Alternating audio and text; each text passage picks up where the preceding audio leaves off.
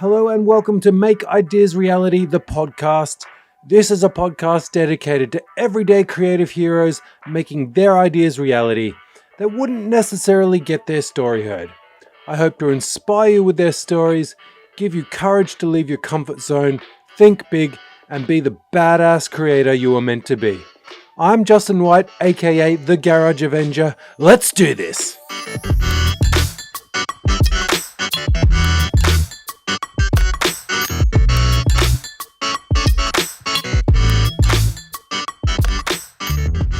Hello and welcome to Make Ideas Reality, the podcast. Are you tired of yelling at your wife, "Hey Darlene, fetch me a beer"? Too lazy to cook your own sausages or even pet your own dog? Perhaps you need a pat on the back when you've done a good job but there was no one around. Well, today's guest has fixed all these problems with his awesome inventions. That's good. To the show, Matt Thompson from Thompson. Hey, thanks for having me, Justin. How are you? Good.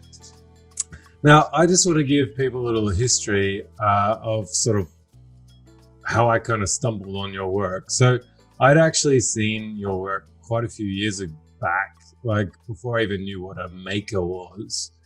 And this guy, which was you, I didn't know what a maker was either.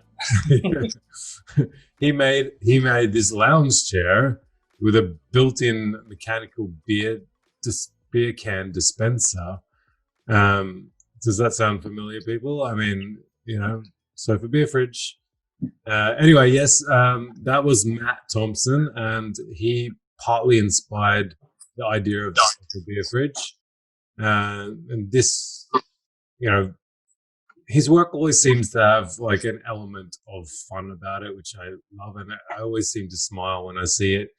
I think that type of thing is super powerful, and you're always kind of wondering, what's he going to make next? And I just love his work. I think it's fun and just exciting. And now before we go a little bit further, I thought, why don't I sort of get you to introduce yourself a little bit officially, Matt, and tell us a little bit about yourself. Well, I'm a maker, now that I know what the term means. I'm a woodworker, dad of adults. I don't know, I'm so new to this and so new to this attention. A maker, I guess. I don't know. Yeah, I just all like makers. make inventions and crazy ideas and whatever comes to mind. Yeah. So, what do you do? So, like, tell the people sort of this type of stuff. Like I mentioned, beer dispensing machines. I mentioned dog patting machines. So, are the works you do always related to something that you just couldn't be bothered doing, or? Well, my full-time gig is maintenance guy at a hospital. And so I always did woodworking, and I was making these Michigan chairs, Adirondack chairs, but I always wanted to put Michigan's Upper Peninsula into the chair. And, one day I'm looking at this Labatt Blue, which is a beer. They had this beer chair similar to that for marketing. And I thought, you know what? I could copy I could be inspired by their idea, not copy their idea. I came up with my own mechanism to drop the beer, and I was able to put Michigan's Upper Peninsula up there. So I was like, yeah, that's cool. And, it just worked, and I was so blown away by that. And that was was that the first real project you kind of built? That was the first invention. Yeah. And then, ideas just, because I had success with that, it was like I had that, under my belt. I thought, I could do other stuff, so I came up with a wine chair, and then it just, it went ridiculous with the dog petter, the pat on the back chair. I don't, they're just adding up now. I forget about some of them. It's been, less than 3 years, and I don't know where I'm coming up with these ideas. Just crank them out, It makes me laugh every time. I don't know if you've ever seen The Practical Engineer. Yes, he's cool. Yeah. Yeah. He made a high five machine in his in his workshop. So every time he obviously you're alone in your workshop quite often. When you did something awesome, you reach it up and it automatically gives you a high five. I thought that was awesome. He's got the Oreo machine too, doesn't he? Yeah, he's an Oreo machine. Dispenser. And if you haven't seen his umbrella backpack, I did. Is the best thing I've ever seen. That's good. Yeah. Yeah, that dude's hilarious. It's awesome. Why don't we go a little bit into the journey part of, how did you get into the whole woodworking thing? How did it sort of evolve from the one beer chair, like you talked about, into, kind of what you're doing now? Well, I don't know what kind of evolution that was. I mean, I did the beer chair, and because there was success with it, I liked how people were shocked by it. It's just something they weren't expecting, and it was something completely different. I mean, although I was inspired by someone else, it was a different idea. And then at that time, I was making everything in the shape of Michigan. That was what I was trying to do. It was kind of a personal challenge for me. So I thought, I got to do something different than, they're going to see the chair, but it's got to do something different because they're going to think it's going to do, the same thing the beer chair did. So I thought, what if I could leverage that, put some spring tension on that upper peninsula, put a bottle of wine up there, have it pour down a funnel into a tube. Of course, you're not going to drink wine that way. A lot of people, just think I'm serious about this, but I thought it would be funny enough. And then I just added like a wine rack and the bottle opener and a lot of extra details. I kind of want to up my game a little bit. Mm. And then, it started coming together. I've been lucky so far in that, everything I've tried has worked. So, mechanically, and I think that comes with age, just fixing enough stuff and you get an idea, but when you're able to get it to work and you pull it off, it's pretty cool. And so my first try on both of these things, the beer chair, the wine chair, I was able to get them to work. So, once you get that prototype working, you get pretty pumped to finish it up. So, and I tried to make the video a little bit better and, better shots. And so then I posted the wine chair about 6 months later. I worked on it through the winter and it went crazy viral, man. I mean, like, I don't know, 10 times what the beer chair did. So I was really, really, blown away by that. And, beer and wine, of course, everything that I make that's has something to do with beer and wine seems to be pretty viral. Some of the other things, not so much, but if you incorporate those things. So, do you want me to continue on with that? Yeah, just keep on going. Let's hear the story. Well, so what did I do next? Oh, it just popped in my head. It was about a year. I don't think I did much that last summer. It was the summer before. I'm losing track of time. Happens when you get old. I made that automatic dog petter over a winter, and it just came to me. I don't know why. I'm always looking at how things work and mechanically, how can you get to move that way? These mechanically, these things are simple. Some people are impressed by them, but mechanically, they're very simple. And it's just something cool to look at, And if it's doing some sort of task, it makes it that much fun to watch. If it's just moving and not doing anything, that's neat for 2 seconds. But so I came up with that dog petter, and my dog hated it, by the way. But we got a good few. She couldn't stand it.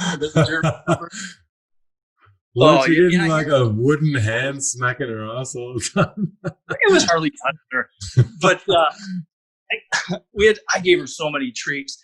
And I had her tail was between her legs the whole time and between her legs. And I knew I was going to have to edit that out because, these people would be getting on me. You're abusing your pet and, you're terrible to your pet. You shouldn't own a pet if you can't pet it. And, but anyhow, I did get one quick shot where her tail comes out a little bit. She starts to yawn, and I thought, that's good enough. I'm not going to torture this dog anymore for my video's sake. And so that did pretty good, but it didn't go as viral as the others because there was no beer or wine in the video. It was just dog. Interesting, isn't it? let's Yeah, let's yeah, it is. let's I'm talk a learning a little lot. bit about these viral videos. Like, you know, have you got any sort of how did you post your videos that you think they became viral? Like, where did you post them?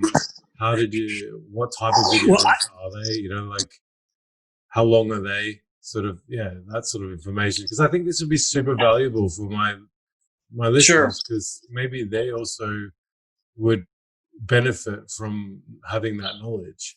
Oh, absolutely. Well, I don't know that you can force it, but once you get one viral video, you kind of get an idea of what's. I've become kind of a student of viral videos now, just to see what works, what doesn't. And I see a lot of super cool content that's out there, and super cool things that people have made, but they just the way they record it isn't good. You know, the right shots. I don't think it should be a professional recording. In fact, I think something too polished kind of works against you.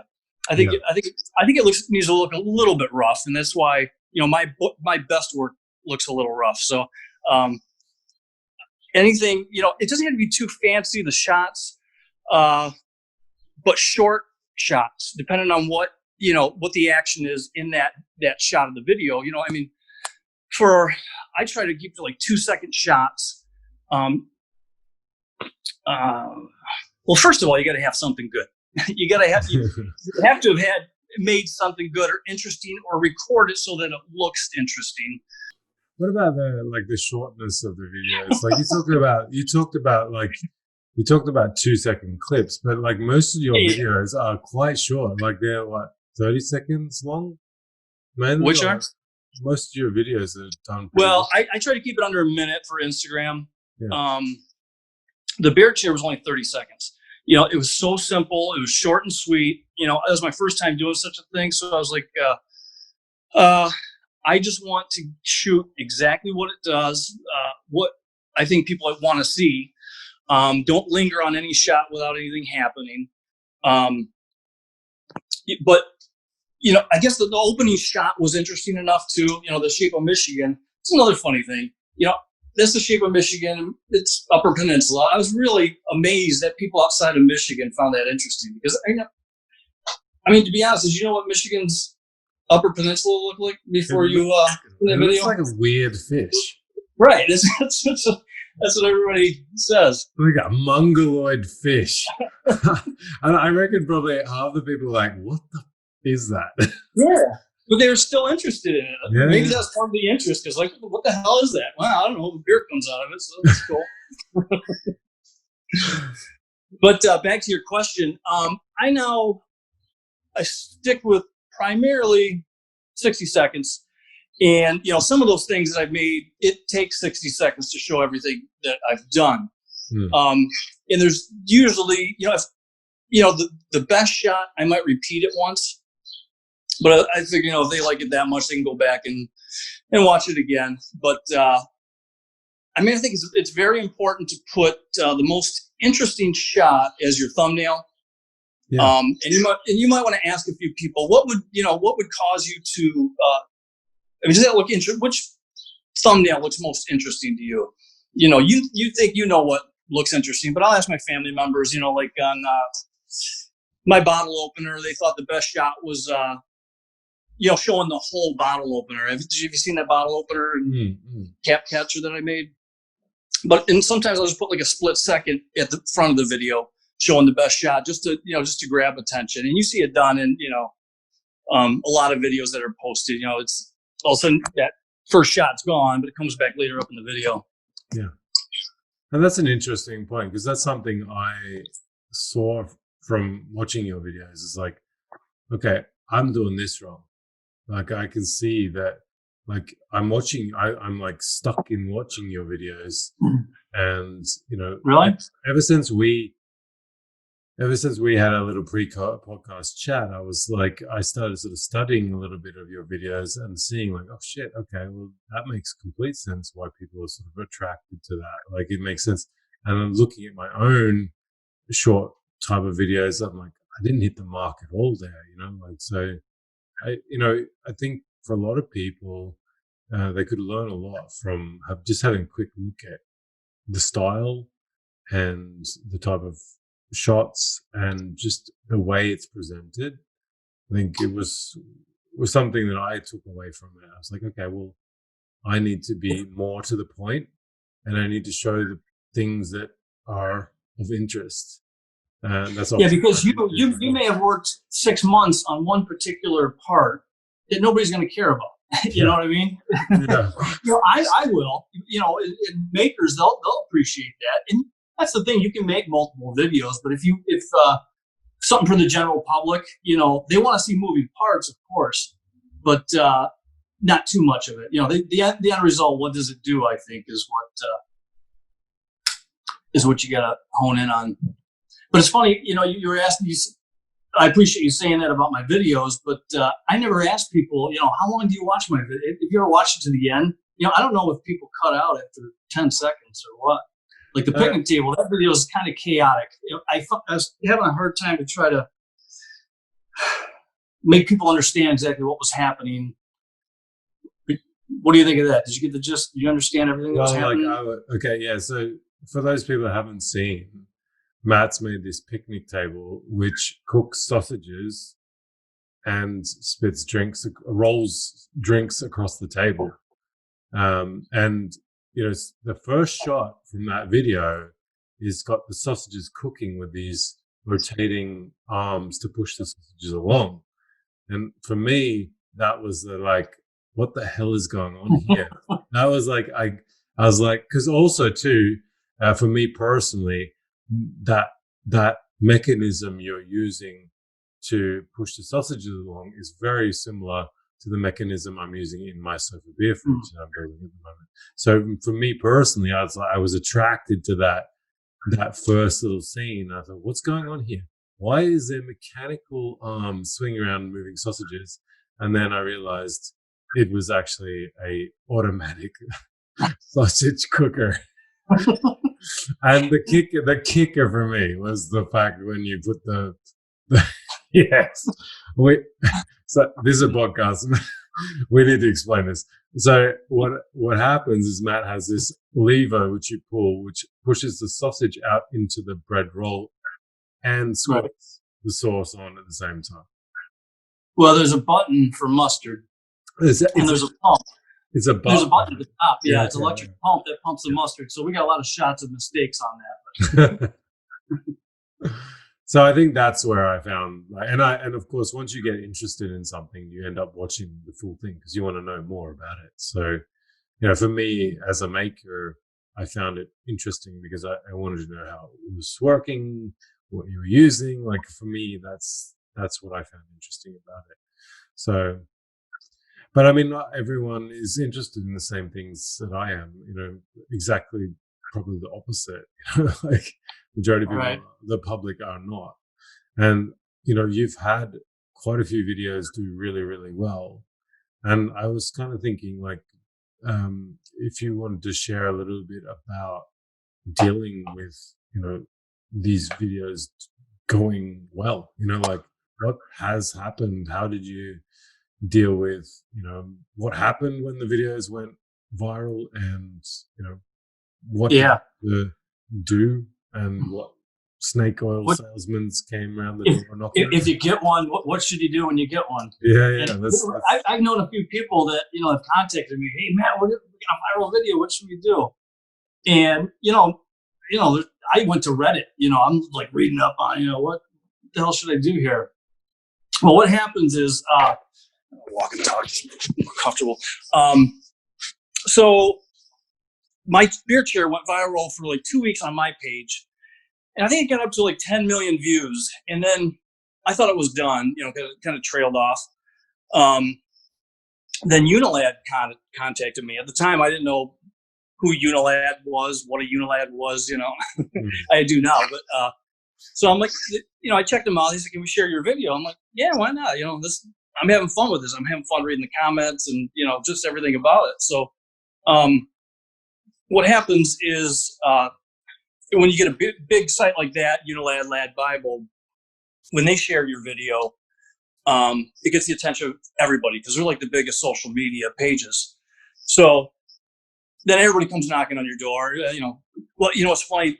The licensing companies, if you're not familiar with what a licensing company is, they will license your video. You get a certain percentage. I won't say what I got, just in fairness to them, but they'll make you an offer. We'll give you X percent. We'll keep X percent. We'll manage your video.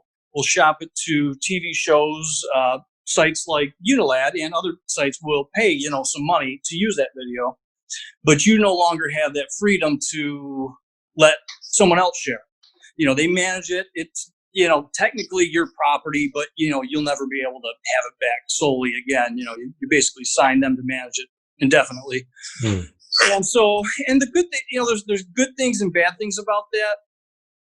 The good thing is they'll, if it doesn't have legs on its own, it might, if they shop it around, somebody may pick it up,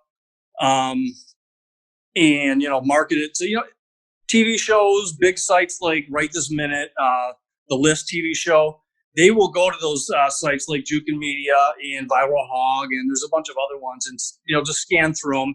And the cost to them is not a factor because they're only paying a couple $100, few $100 per use. TV shows will pay a little bit more, but then you end up getting more exposure than you probably would have had because it can die out. And if Unilad hadn't picked it up, I mean, it's the internet. It could pick up a year from now. You never know. Yeah. So it's the money to be made. I could tell you, each video, I think the wine chair I made $1,500 in a year off of it. So it's not big money. It's not livable income. No.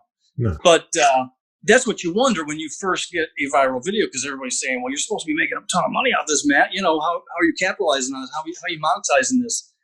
And, YouTube was racking up views, and I really wasn't concerned with it. And I was letting everybody share it. And I did start looking into it. And I had let so many sites share that video for free that it was kind of wore out, just about everybody shared it. And then I finally went back to this licensing company and said, yeah, I'll take that money and license with you now. And not knowing that I had burned it up, basically, Yeah. But I took the money, and they have made their money back since. But but I don't know if it took those licensing companies. They will. It was really funny after Unilad posted that. They were getting my phone number. They were getting my wife's phone number, email address. They're just trying to get a hold of us. We got to license that video for you. You're going to make a bunch of money. It was a little creepy. So, something to keep in mind now too is YouTube. You can't monetize until it wasn't. It was. I think at any point. Then it went down to 1,000, up to 1,000. Now I don't even know what it is. But it's really tough to make money on YouTube. You got to have a lot of videos. Well, you're on YouTube, right? Do you know the rules on that? Yeah. To be honest, I don't focus on the rules. I just love making videos and put them out, and whatever happens. And I don't have a big subscriber base. I think I've got around 700-800 or something subscribers. So that's respectable. It takes time. Things take time. Yeah, for sure. And I haven't by far had any viral videos. So that's the beast of YouTube. But would you advise to go with these licensing companies or not to go with them? See, that's a tough question. See, what I ended up doing is I've been lucky to have quite a few videos go pretty viral. And at first I was saying, well, maybe I can make a supplementary income off this and, make, a chunk of money on the side. But it's so unpredictable, and the money, it seems like sites are paying less and less. I don't know, but it just wasn't enough for me to license anymore. I have more fun just seeing people share them and reading the comments. And, just about every day someone's asking permission to use one of my videos, and I'll say, well, you can use this one, but you can't use that one. I'll send them links for downloads for the ones that they can use it. And I guess my end game is, I'm trying to gain a following. I'm starting to sell a couple things. I'm working with a partner. But the bigger my following, once I can, when and if I do get set up to sell a lot of the things I make, I have a pretty good audience. So I mean that's where I'm at now. Just let's share the videos for free, and they get passed around. What's the end goal? Is the end goal to just do this full time, or is it just to continue as you are, or do you even have a goal like that? It changes every day, man. I mean, and, Yeah. I mean, really, that's like the coolest thing about this is I got a job. I'm all right. I'm not rich. But my bills are paid. I got beer in the fridge and all the food I need. I'm content. So if this takes me somewhere, great. If it doesn't, that's okay too. I almost think if I had if I was taking commission work, and I have done some of that stuff in the past and selling stuff on Etsy, it's just that's no fun. Um,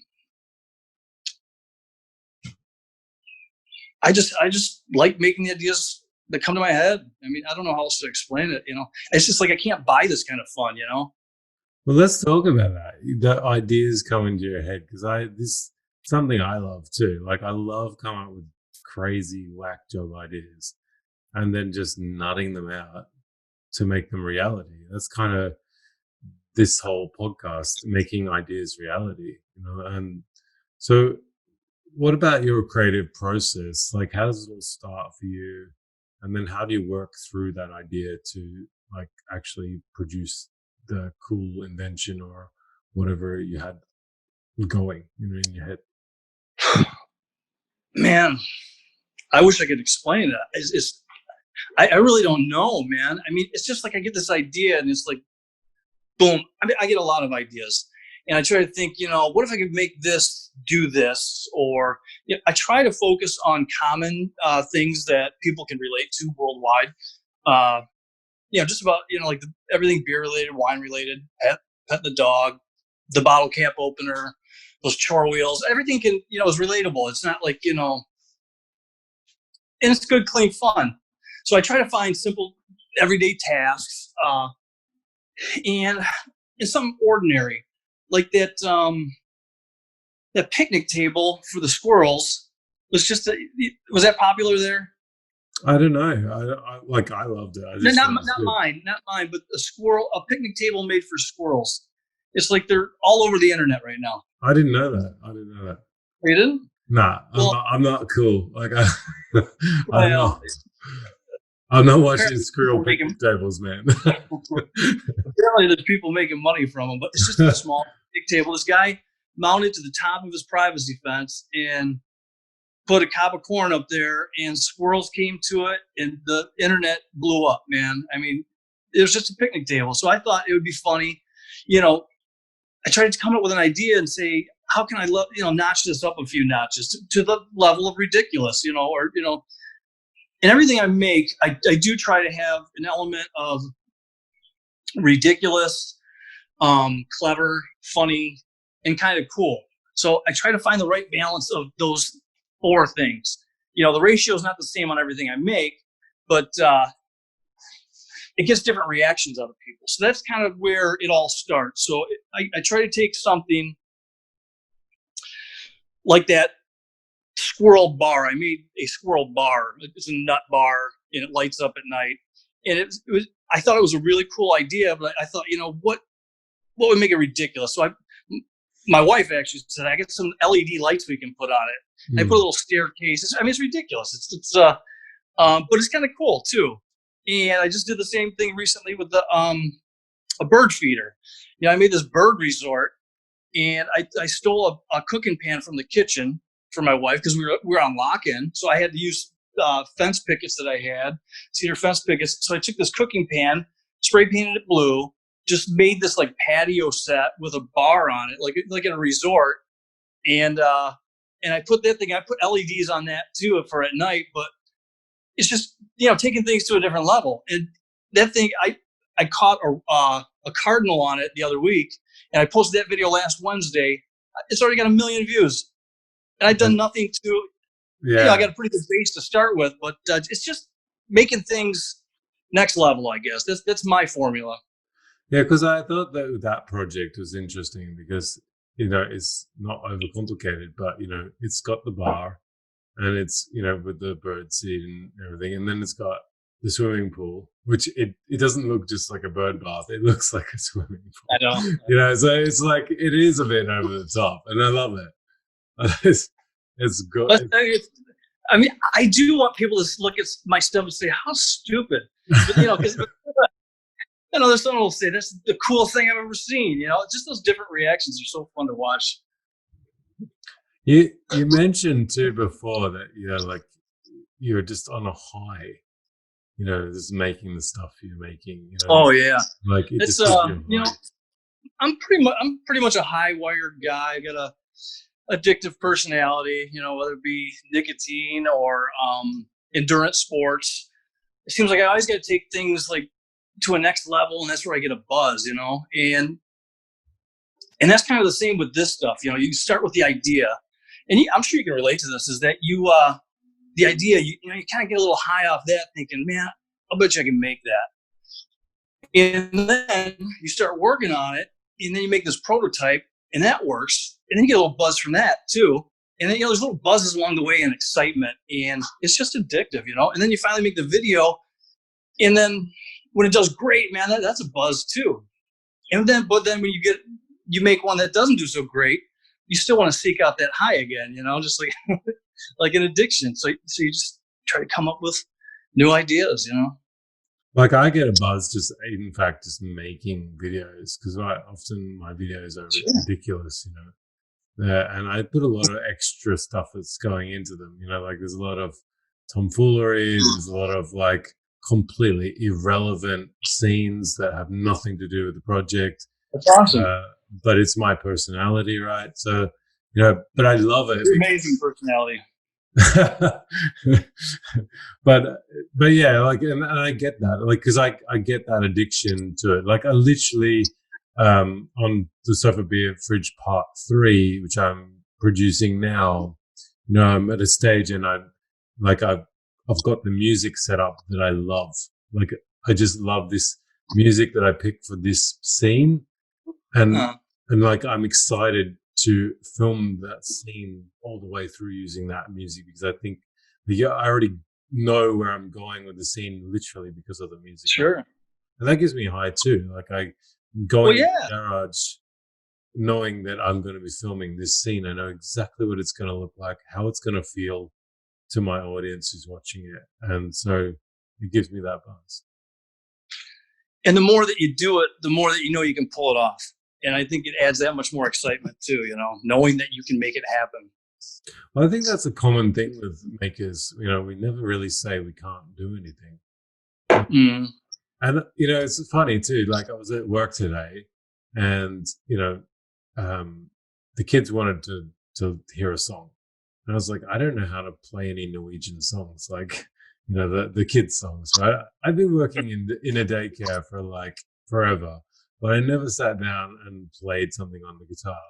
So what did I do? I just Googled like what's the guitar tabs for playing that song, and the lady came back like, "Did you learn how to play that song just now?" And I said, "Yeah, it's called the internet." So we live in a time now where the internet gives you endless bits of information that you can use in your own projects, hobbies, whatever it is, right? And I don't ever feel like I can't do anything, because I know someone's done it before, and there's probably a YouTube video on how to do it. Oh, I know, man. I guess in a way, I think I benefited from not having YouTube when I was younger. You had to work on stuff yourself, appliances, cars. I mean, if you had money, you'd have a Chilton's manual to fix a car, but most of us asked a buddy that knew, or find a buddy that knew a buddy that knew how to do leaf springs or, brakes or, whatever it might be. But then, in the process, you learn a lot, and it's not just watching a video, pull this screw, move this here. You kind of get an understanding of how simple mechanics work. So there's definitely benefits to learning the hard way too. And that social aspect too, back then, like bringing a bunch of guys over to like fix that one thing, Sure. We don't necessarily have that anymore, which is a bit sad. No, it was on the internet, Yeah, including us. exactly.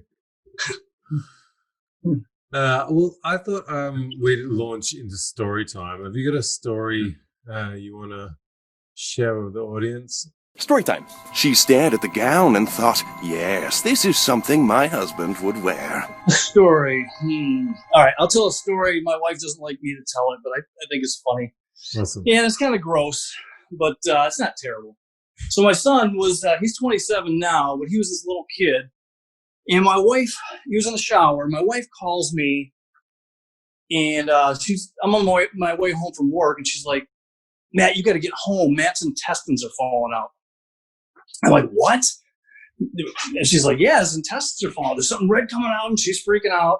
She has a tendency to overreact. I have a tendency to underreact. But I knew, if she thought his intestines were coming out, I better hurry home. Yeah. But I was almost home. So I get in the door, and, I'm freaked out. But I go in the bathroom, and I see my son there, standing there, and something red is hanging from it. It's a string, and it's blood red. I'm like, oh no, what's wrong with my son? So I get closer and closer. And then I ask my son, are you eating the cinnamon flavored dental floss, son? He says, yeah. So he passed it, but I like embarrassing him with that. Did you share that with his 21st birthday or what? I've shared it a lot. Yeah. I don't know if he'll listen to this, but he won't be surprised that I told it. Poor guy. Let's move on to Inspiration Nation. Yeah. Inspiration Nation.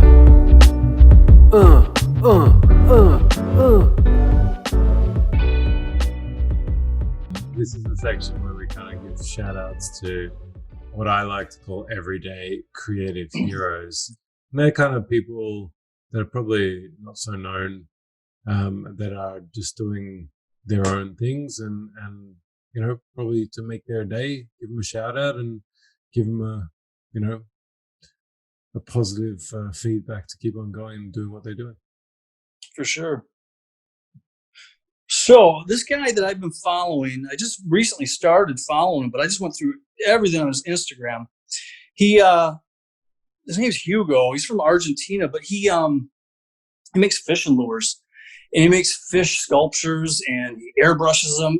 And not only do they look super cool, they he demonstrates that they work in the water too. And back in the day, that's what lures were handmade, but you just don't see anybody do that anymore. And he's just something really cool. I mean, just something different, something you don't see every day.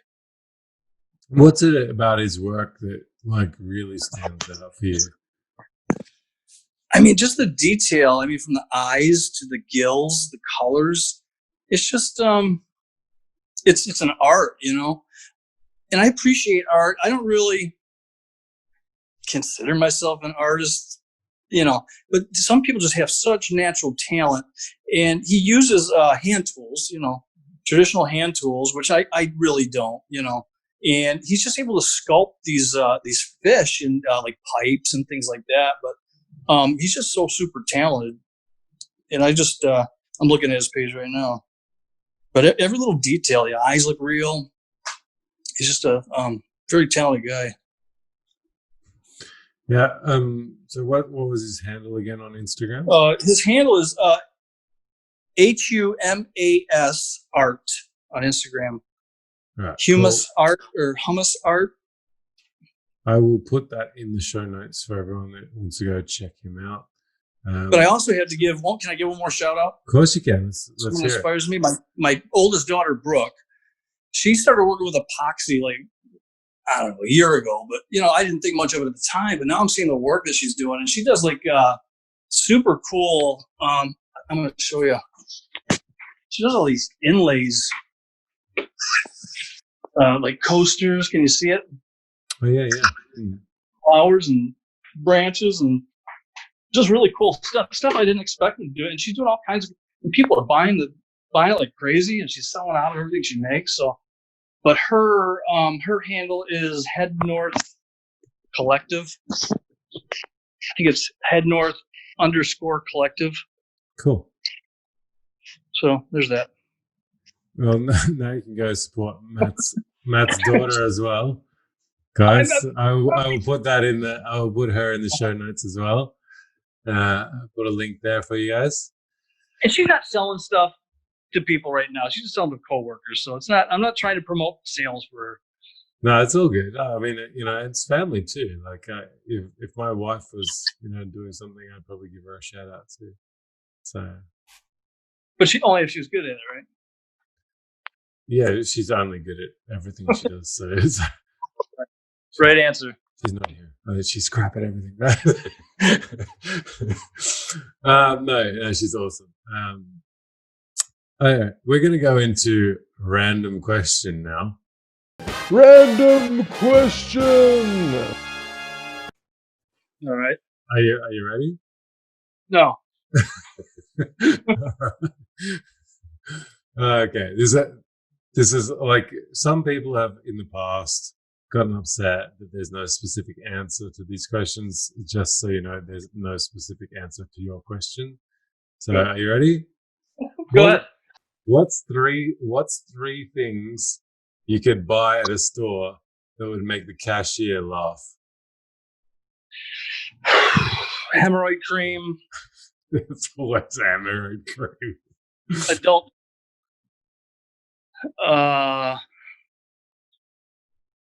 You had to make it 3, didn't you? Pregnancy test. Especially for a guy as old as me. Yeah.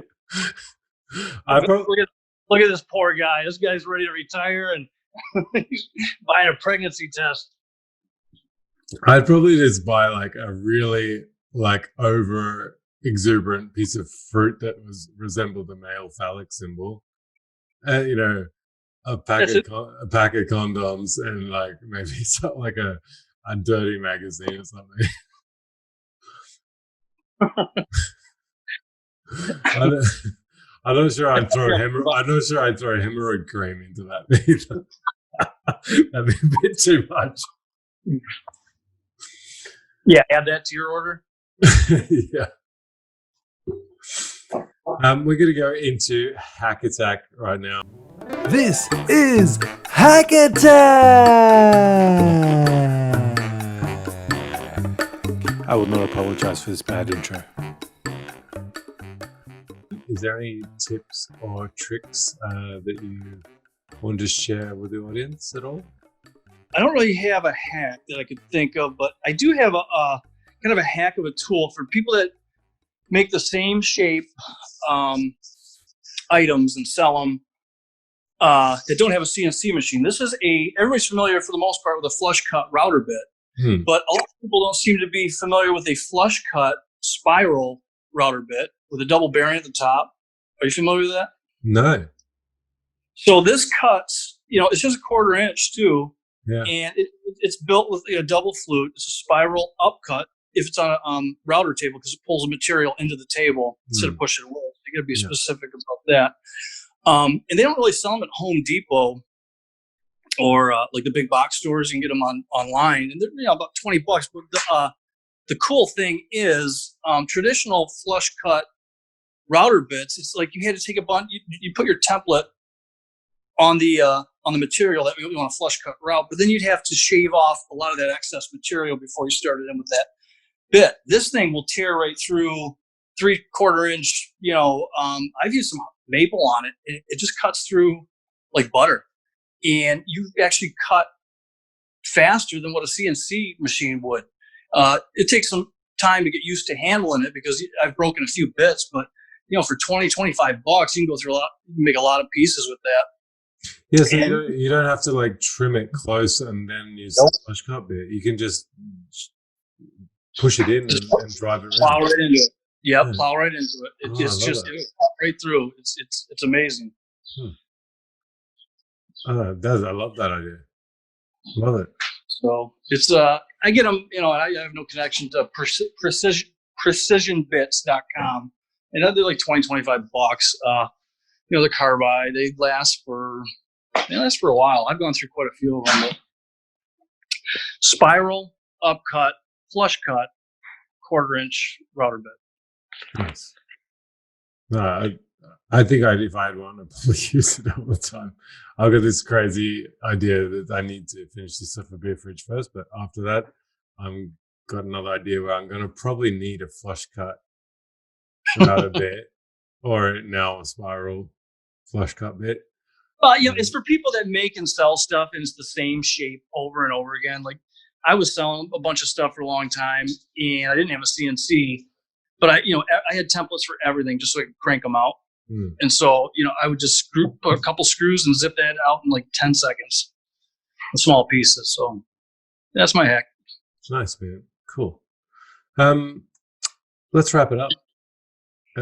Anything you want to sort of leave with the audience at all with regards to a philosophy you sort of live by or a lesson you've learned?